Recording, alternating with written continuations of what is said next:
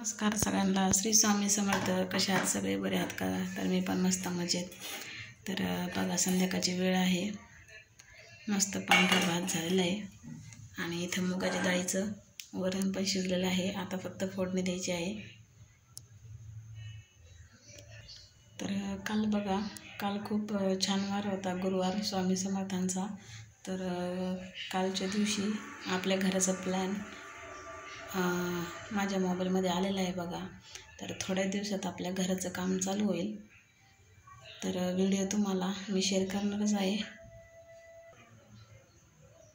तर बघा, मी स्वामी समर्थांना सांगितलं होतं की स्वामी समर्थ राया बाबा, तुझ्याशिवाय तर माझ्या आयुष्यात खरंच कोणीच नाही आहे. तुझ्यावर भरोसा आहे म्हणून माझं आयुष्य आहे. आज मी मरता वाचले हे फक्त स्वामी समर्थांची कृपा आहे, नाही तर माझ्या आयुष्यात काहीच नव्हतं.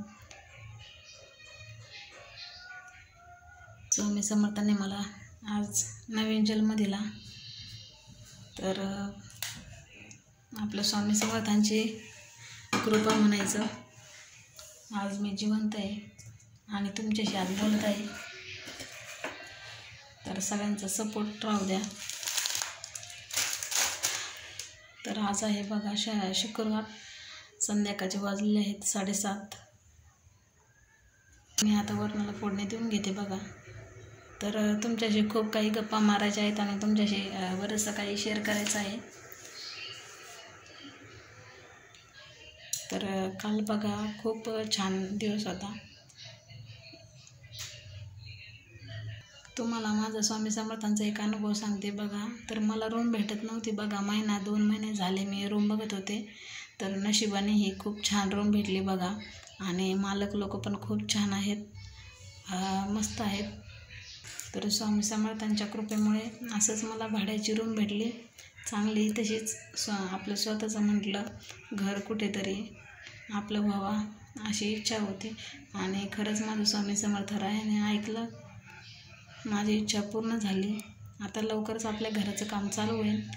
तर तुमच्या आशीर्वादाने आणि स्वामी समर्थाच्या कृपेमुळे सगळं शक्य झालं. इथे बघा माझं वरण पण फोडणीला टाकून झालेलं आहे.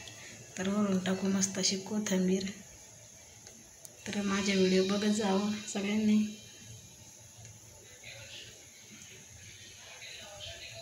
तर मस्त आपलं वरण तयार झालं आहे. मुगा डाळीचं वरण केलं होतं बघा. तुरीची डाळ नव्हती, संपली होती म्हणून मला मुगा डाळीचंच करावं. जेवायला काही नाही, आम्हाला उशीरच होतं बघा. 9 वाजतात, 9-9:30 वाजता जेवतो आम्ही.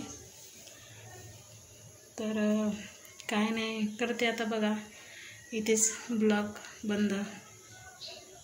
तर चला भेटूया पुढच्या व्हिडिओमध्ये. तोपर्यंत सर्वांनी काळजी घ्या. श्री स्वामी समर्थ.